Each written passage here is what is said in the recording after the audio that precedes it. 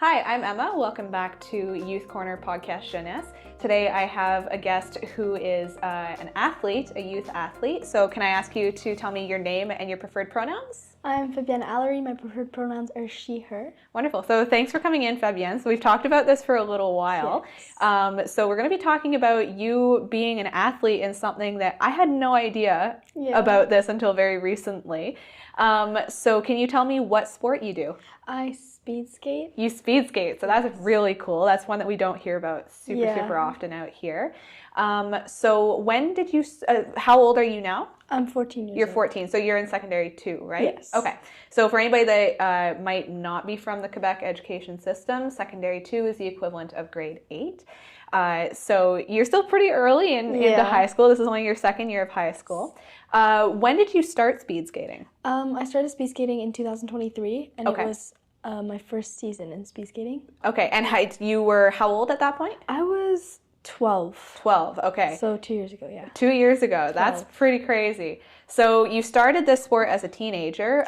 Do you know, like, just from your teammates and other peers in the sport, how old are people usually when they start this sport? A lot of the people that I compete with, I talk to them about like when they started, and they mostly say around like 5 years old. That's pretty young. Compared to other skaters, I started pretty early or pretty late. Yeah, no kidding. Yeah. My friends started when they were like 7. Wow. So I'm like, I started when I was 12, and it's been 2 years. So I imagine you must get quite a bit of surprise from people when they find out that you started not that long ago. They usually like don't believe me. Like, I don't know that I would. If I'd been doing it since I was a little kid and I found out that my teammate who was doing really well in it was only doing it for 2 years, that means that there's a certain level of natural talent in this too. But from everything I've heard about you doing this sport as well too, you're also quite dedicated to it as well. Yes. How many days a week do you tend to skate? Right now I'm skating 5 times a week. That's a lot. My whole weekend is pretty much skating. So I do Saturday, Sunday, I do Tuesday, Thursday, and I do Wednesday too. But on Wednesday I do it in another club just to get more challenge. So 5 times a week. 5 times a week. And about how many hours a day do you usually do? It's usually 1.5. Okay. A day, or a week it's like 7. That's it adds up. It adds up a lot too. Like 7 hours out of a full week, it doesn't necessarily sound like a lot. It's 7 hours of like just training. That's a lot. That's a lot, especially at 14.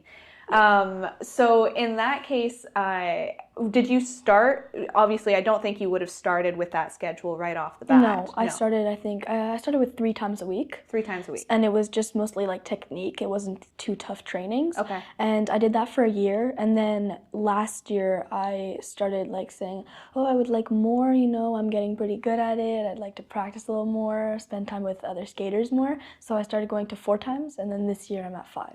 That's really cool. That's really cool. So one thing that I'm really curious about, because speed skating is one of those sports that it's so cool to watch, especially in the Olympics and whatnot, but it's not like the first winter sport to pop into mind for me, at least not out in the Laurentians. Yeah. Like here, it's often skiing, and maybe a close second would be snowboarding, just because we all do it. It's kind of like swimming for us. So what was the process of you getting into speed skating? Was it something you showed interest in? Was it you needed a sport or an activity to do? I didn't know what speed skating was. Okay. And until grade 6, so I went to school with someone who's now my coach, Elliot, and he went to school with me, and he started speed skating in grade 6. And I found that so cool. Like, I watched videos of him that his mom posted, and I was like, oh my God, that's so cool. And then one day my grandfather, who taught me how to skate when I was like 4 years old, he texted my mom, and he was like, I saw this in the St. Adele newsletter in the sports section. It was like speed skating tryouts for like 30 minutes. And he asked my mom, like, would Fabienne like this? Do you think she'd want to come? And I was like, oh my God, yes. And when I found out that my friend in school would be coaching me for those 30 minutes, I was like, oh my God, okay, yeah, I'm going to do it. So right when I got there, I got on speed skates and I felt a little unsteady.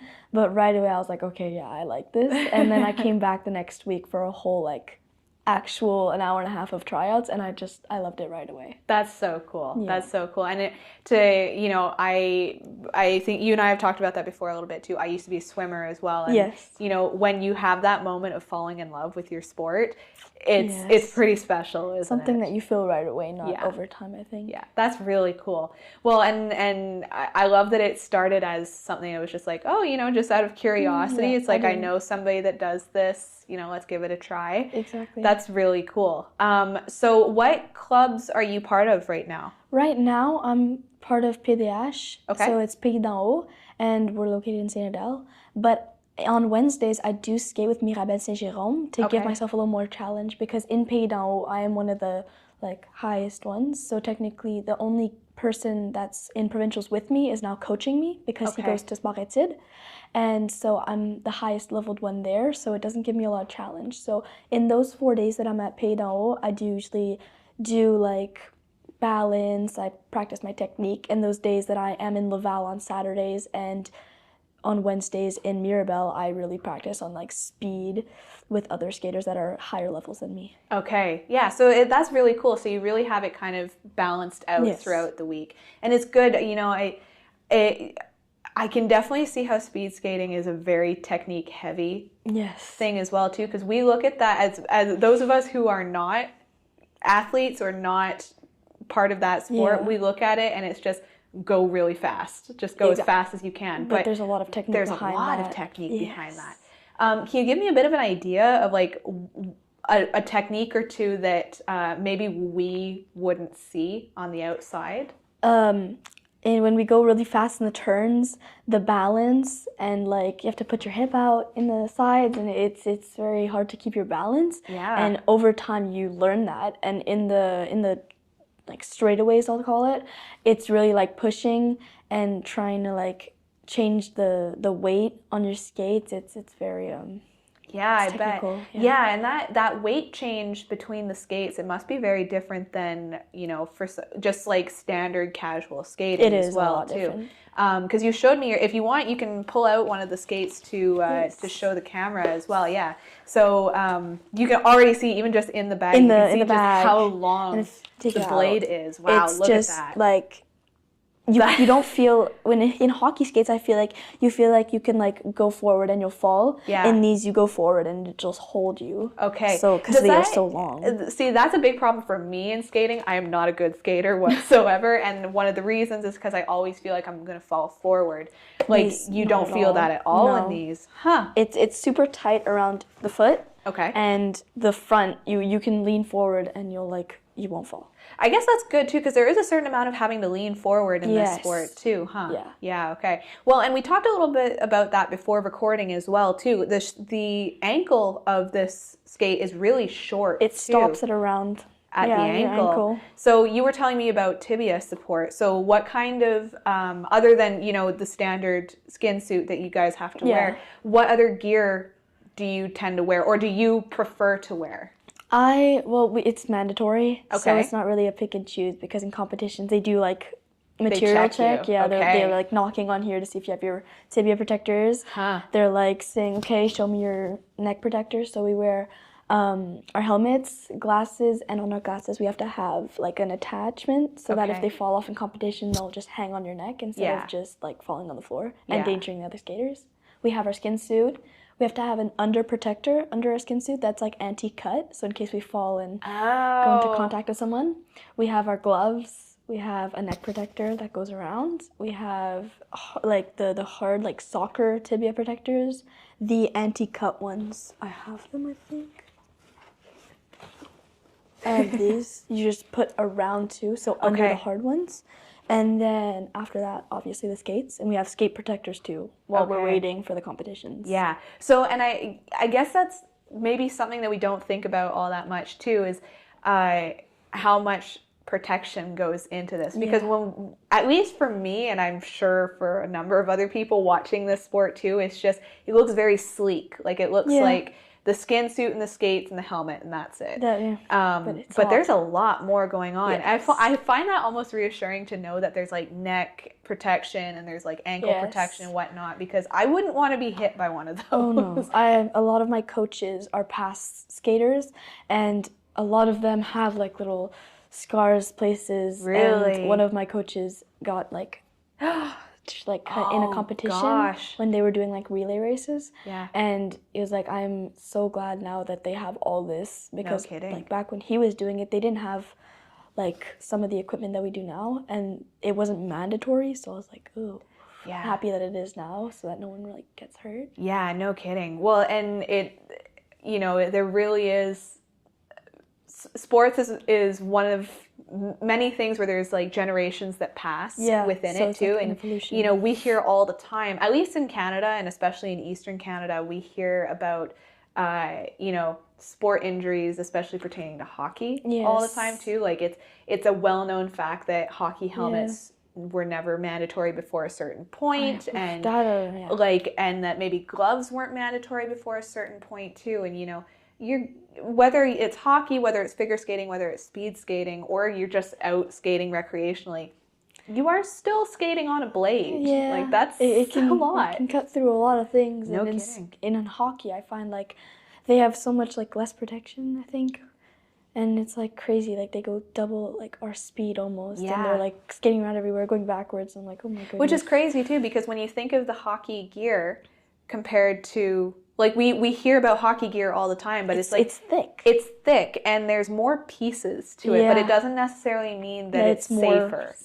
Yeah. In ours, it's super thin. It's like about my sweater, and it's pretty thin, but it's like very protecting. So, talking about it being kind of thin, do you ever get cold on the ice? I usually wear a coat in practices. Yeah, I bet. Because my arena's very cold, so I put like either a thin coat or my winter jacket, because I do coaching. Yeah. So I coach the Penguins who are on hockey skates, who are learning how to skate, and then our group 2 that has just like gotten on speed skates, and I put a winter jacket when I'm coaching because I'm not moving around as much. Yeah, so I get really cold. Do you ever find yourself getting a bit of a chill like right after a competition? Because your heart rate is super, super high.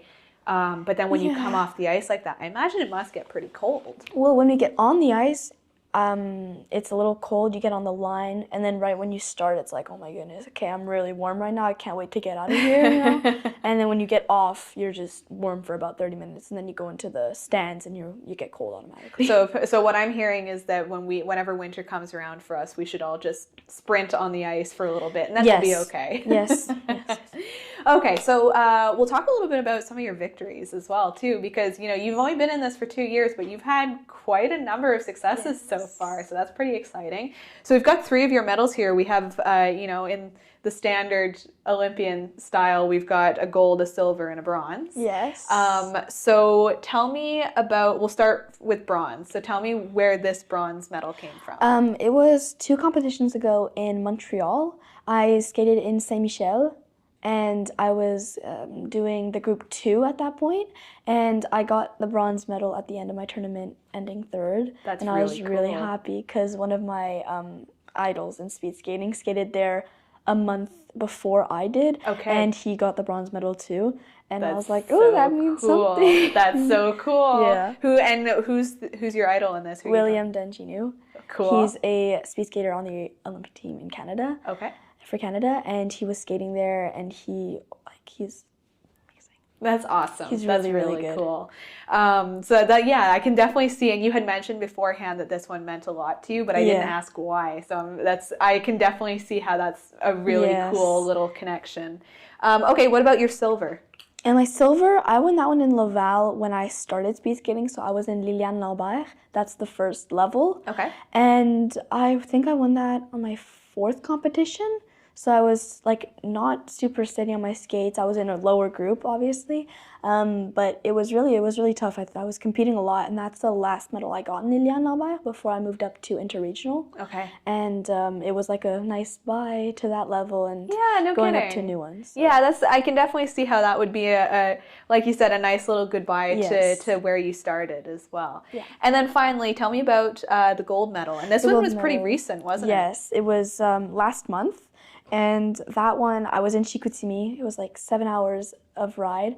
And a funny story about that, in half of the way, like to the drive, we were about 5 hours away. We were past Quebec. I looked in my bag and I forgot my skin, my skating skin, and you're not allowed to compete without it. Oh, no. So I was there calling all of my skating friends, asking, did you guys leave yet? Did you guys leave yet? And everyone was already gone. And then I called one of my friends. She was like, no, I'm leaving now. So my mom rushed in the car and went to go bring my skin to them. And I got it the next day at the hotel. Oh, but thank that goodness. Scared me. So without my skin, I would not have gotten no that medal. Kidding. So no kidding. That feels a little bit like fate, too, yeah. a little bit. That's a crazy story, too. I feel like most athletes probably have at least one story like that yeah. where it's oh my gosh, like this is going to be at the end of the world. Yeah, I'm never going to forget that. I'm never going to forget this. And then, you know, it's always super nice when something, like there's some grand reward at the end of it too. And we were like going there, and now every time I have a competition, my mom just checks my bag. She's like, do you have this? Do you have this? So we always do bag checks now. I suspect you will never forget your skin again. Never. Maybe some other piece of gear, but definitely not my skin. That's good. So when it comes to the skin, I'm very interested in what that feels like as well too, because you know, for us it kind of just looks like a piece of fabric. It's very tight. I bet. Is it at all compressive? Yes. Yeah? It is. The Sioux skin, mine is integrated, so it's a Sioux skin built in with my, what club I'm representing. Yeah. So it's in together, so I don't have to put, like, 2 whole pieces on. Because I used to have to do that, but now I got an integrated one, and it just, like, sticks on your skin. It, like, just stays there. It's super tight. Okay. So, I mean, you cut through the wind faster if you have a skin that's super tight. I bet. Yeah. I bet. Okay, so we talked a little bit about, you know, you mentioned having friends in sport études. Yes. Now, and we've discussed this beforehand, I discussed it with your mom before too. You made the conscious decision not to go into sport études. Yeah. So that's, usually we hear it the other way around. So I'm very curious about your decision behind that. So when were you first approached about going into sport études, and what made you decide not to? When the coaches saw me starting to like advance pretty quickly in my skating career, and they were like, "Oh, I think you should go into sport études. It would make you go like a lot faster. You would have more practices a week." And I said, "It's in French. It's far away from my friends. There's no really buses to go there." Yeah. And I would have to take like a public bus. And I've seen a lot of people come out of sport études and they be like really tired, like 2 years into it, and like they lose their passion for skating. So I feel like if I do it as just an extracurricular activity, I would be like more interested in doing it. And I feel like if I went in sport études, it would be like, oh, I have to do it. Mm-hmm. For me, it's a choice, and it's like something that I'm passionate about. And there, it's like you have to do it. You're missing one whole period a day just to do that every day, and it's like, ugh, I don't really, you have to do all the competitions too. Yeah, so, and it's not what you wanted for yourself as well too, which isn't to say that people who go into sport études that they don't want that. Like that's, I think it's, I have peers and friends who are in sport études who loved every second of it as well. Yes. But same as you said, I also know people that were in sport études who realized a little too late that maybe that wasn't the path that they wanted to take. But usually that realization only comes just before graduation. And, you know, you're in secondary too right now, so you've still got quite a bit of time. So, you know, and I had mentioned that to you before, I think it's really impressive that you were able to make that decision beforehand. Yeah. And to know that, you know, you're doing a kindness to your own body and your own health by doing that, because you know that maybe if you were in that position, you might push yourself too far, but also that you want to retain that love for your sport. Yes. So I think that shows a lot of really good self-awareness as well too. It's very impressive at 14 years old to be able to have that self-reflection. My favorite skater went to the sport études that I would have been going to if I decided to do it. And he is like #1 in Quebec right now, and it's paid off for him. And the coaches there, they're super nice. They coach me on Wednesdays when I go to Mirabel Saint Jerome. They're super nice. They'll ask me, "So you gonna come?" I'm like, I don't know. I don't think so. So yeah, I just chose not to do it. Also, leaving my friends for me would be very hard because I've built that like connections with people, and just leaving that to do a sport. I mean, I love my sport, but I don't think that, I don't know, I would choose that for It's hard too, you know, and that's kind of a bit of a sacrifice that doesn't get talked about a lot out here in the Laurentians, is that, you know, when we graduate high school, we have to move away from home more often than not. And we're very, very young when we do that. But if you go into Etudes and you're from the Laurentians, you're even younger, and you have to make that jump as well too. And so you're at such an integral part of your life in making friends and making those connections as well too. Like, some of these friendships can last your entire life. You know, I'm still very close with some people that I went to elementary school with, because we're from the Laurentians.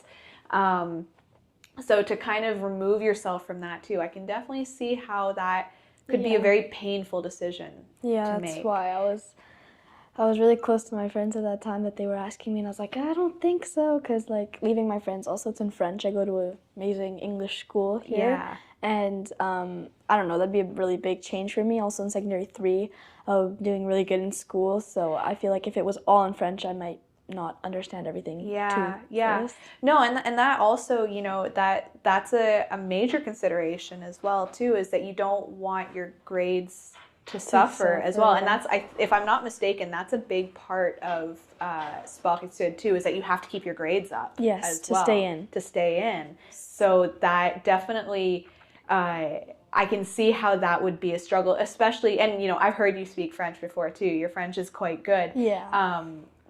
But it, you know, that having that language barrier on top of, you know, not being close to your friends and being away from home, it's a different lifestyle. It's a very different lifestyle. And, you know, for those who do pursue that lifestyle, I think it's incredible. Like, I have so much respect for them for doing that. But I also have so much respect for the people that choose not to do that. And still in your excel in the sport that they're doing. Like, a lot of people that I skate with do go to Etudes, and there are some that don't, and they're just like excelling in everything they do, like all their distances, and I'm like, oh my god, I want to be like that. That's awesome. That's awesome. So, out of curiosity, I mean, and again, you're 14, like you're in secondary 2, you've got so much ahead of you in both your, like in your sport, in your academics, in your social life as well too.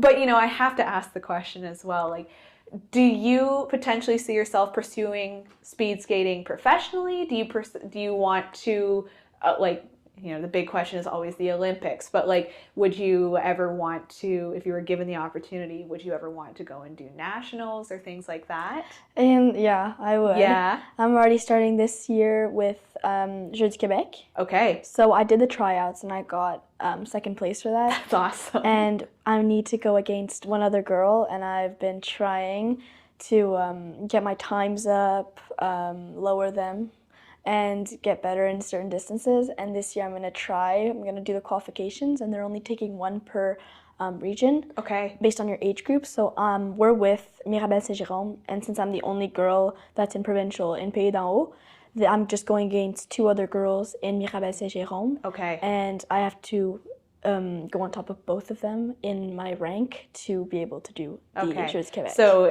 you know, if we're looking at a podium standing, you have to come in first. Yes. For that. Okay. So, and what is, like, how far away is that from right now? It's next year. So it's next year. Okay. About a year. Yeah. Okay. So you've got a year of training to do it. That's good. Well, from what you've told me about, you know, your training regimen and how often you do this as well, I'm very confident that you're going to be ready when you get there. Yeah, I think so too. That's so cool. What about the Olympics? If you were given that opportunity, was that something that you might be interested in doing? If I was given the opportunity, yes, I'm pretty sure I would take it.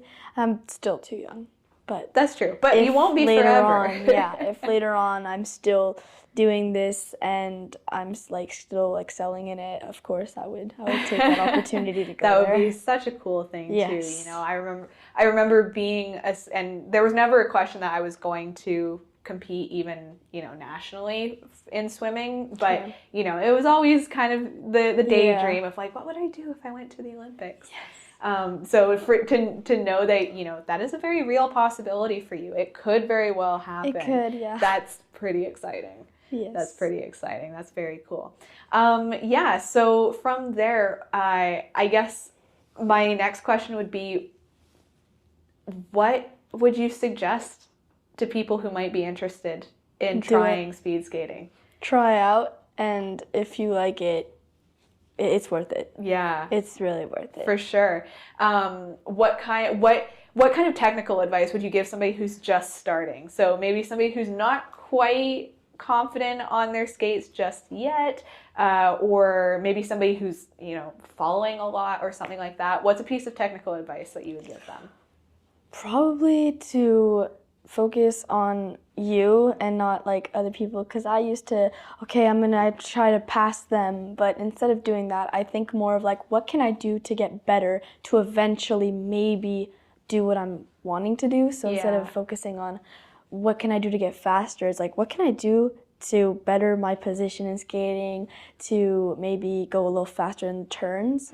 So just focusing on what you can do to like better your technique and so stuff. You really want to keep your awareness on your own self rather than what the people around you are doing. Because in competitions, it's usually, you're competing against people. But for me, it's like I'm competing against myself. Against like, I'm trying to beat my times. I'm trying to get lower times. I'm trying to go up in my ranking. So it's not really about finishing first in a race. It's more about, did I do good? Did I skate well? Did I push myself to my maximum? And if all those answers are yes, then I've already won the race. You know? That's such a good way of looking at it too.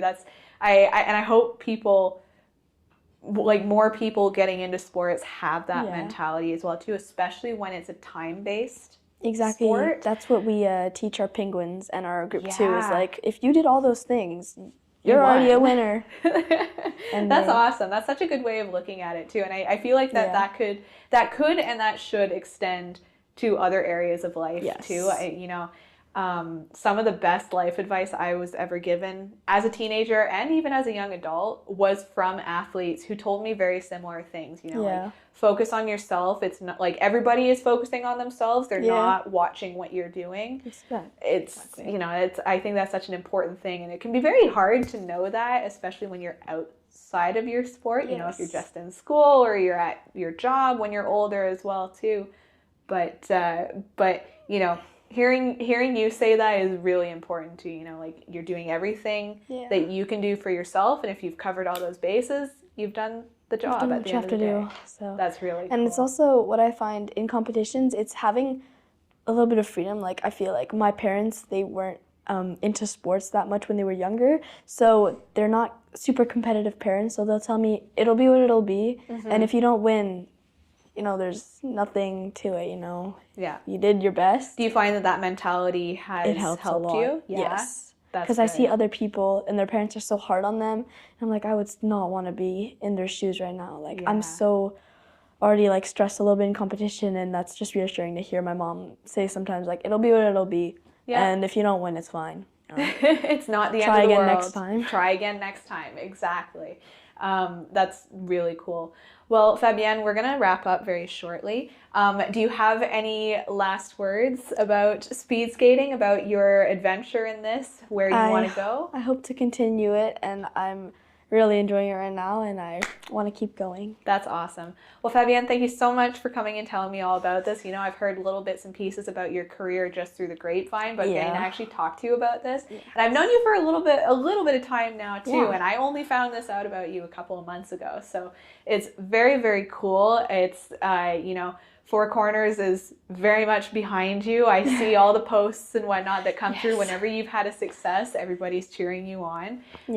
So I'm very impressed with you. I'm very impressed with your dedication to your sport and the choices that you've made for yourself. I think that is indicative of a very bright future in your sport, but also just in life in general too. Thank you. So to anybody that is out there thinking about a sport, even if you've never tried it, even if you don't know anybody that's ever done it, what do you want them to do? Just try it. Just try it out. Just see what happens. It could be the best time of your life, and if it's not, well, it'll try be what it'll be. Else. There you go. Try something else. Anyways, thank you so much for tuning into this episode of Youth Korner Podcast Jeunesse. I'm Emma. This is Fabienne, and we will see you next time.